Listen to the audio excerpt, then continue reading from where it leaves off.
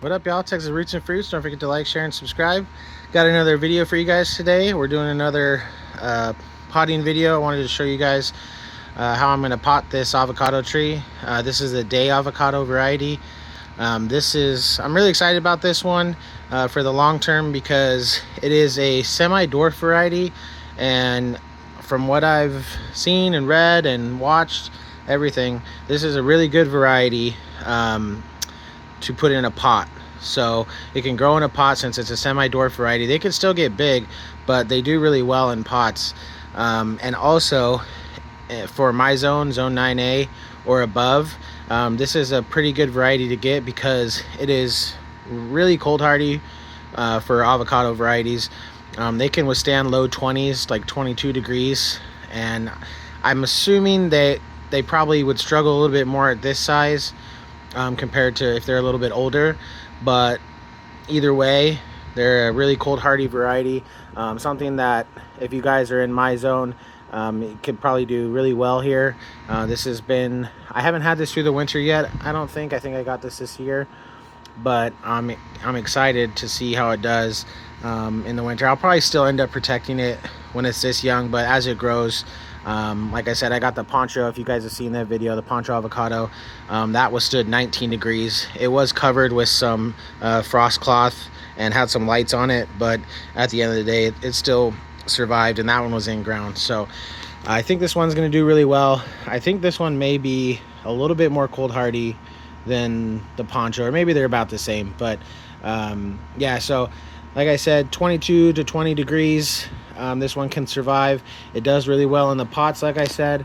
And as far as the avocado, so for the size of what this tree gets in the pots, it gives you still a good harvest, and the avocados are actually a good decent size. It's not like a little small avocado. So I've seen pictures, they're probably something like that. And the seed to flesh ratio, the pictures looks pretty decent. I've heard these are actually a really good tasting avocado juice, really buttery texture, smooth, a little bit of a nutty texture, or a nutty taste, I guess. So I have not tried one. I am taking the word of other people, and like I said, sometimes you gotta just pick things that maybe will do better in your zone, so you guys don't have to worry about it as much. Like, I have too many trees that I have to worry about in the winter, and this one I won't be as concerned. So I'll just do a little close up. You guys can see it's a little lanky right now, but it has done better. Sorry, y'all, there's somebody at my door. But it's a little lanky, but it's starting to kind of grow into himself. All this is new growth from this growing season right here. This was here last year, but all this is brand new, and the top part is really growing. Now this really needs to start growing out in the middle. It's just super bare, but that'll happen, and I really need to pot it because it's been in this 3-gallon way too long. So as you can see here, there was a little bit of sun damage, so that's why I really needed to do it this weekend, because avocados do well in the sun, but it's been over the hundreds, and it's in the 3-gallon, so I think it's drying out too quickly. So I want to get it in a bigger 25-gallon, the whiskey barrel pots, and get it all set and ready to roll. So just like I say in all my other videos, the first step you want to do is drill all your holes. Like I said before, these are 1/2-inch holes that I drill in the bottom. I kind of do like a outer circle, inner circle, and then an inner circle. So that's kind of what I do. Just make sure it's well draining, just like mostly all your other kind of fruit trees and stuff. They like well draining soil, so that's always the key.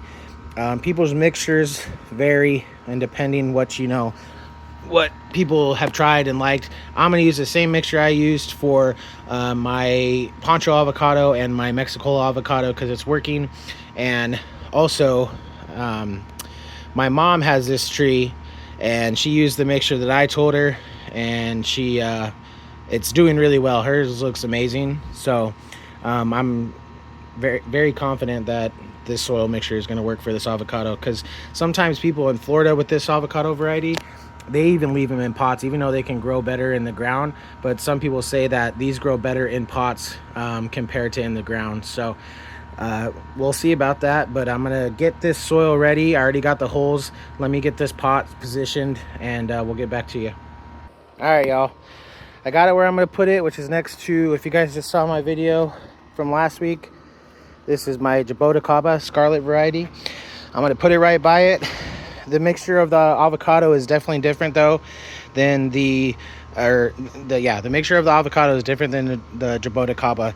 So with this, it's pretty simple. I'm just going to do a third peat moss, a third, so this, you can do a third peat moss, third topsoil, and a third compost. Or for me, I'm doing a third peat moss, this citrus soil as my topsoil substitute, and then still a third compost. I just like this stuff. I use this for pretty much everything for my mangoes. It's really well draining soil, as well as the peat moss. So I'm gonna put the peat moss down first and mix it with the topsoil, but I'll show you guys that in a second. All right guys, so I got the peat moss in here and the citrus soil, so you guys can kind of see the blend. It's super airy, super light. I got it all mixed up, and now the last part, this is probably a little bit more than a third. I've added kind of a little bit more peat moss. Honestly, doesn't have to be exact science, but do keep in mind avocado trees are heavy feeders, so you definitely want to make sure you put enough compost and fertilizer and stuff in them. So that's what I'm gonna do now. I'm gonna add the rest of the compost and get that on top. I'm gonna leave that as the top layer. If you guys didn't see my Avocados video, I left the compost on top. I've seen a couple comments, a couple of videos that people leave it on top because as compost, as it keeps getting watered and everything, it starts getting hard and compacted. So I'm gonna do the same thing here. That makes sense to me, honestly. So I'm gonna put the last layer as compost on top, and then we're gonna dig the hole and put the tree in. So be right back. All right, y'all, we got the hole dug. As you know in my other videos, I love this stuff, this mycorrhizal. It's good, it promotes root growth, and every tree I put it in, I think it really, really helps. So we're gonna go ahead and get the tree out of the pot, and we're gonna put it in. All right, y'all, check it out. We got it in the hole. You wanna back up, make sure it's straight. Yes, the tree itself is a little crooked. I'm gonna fix that.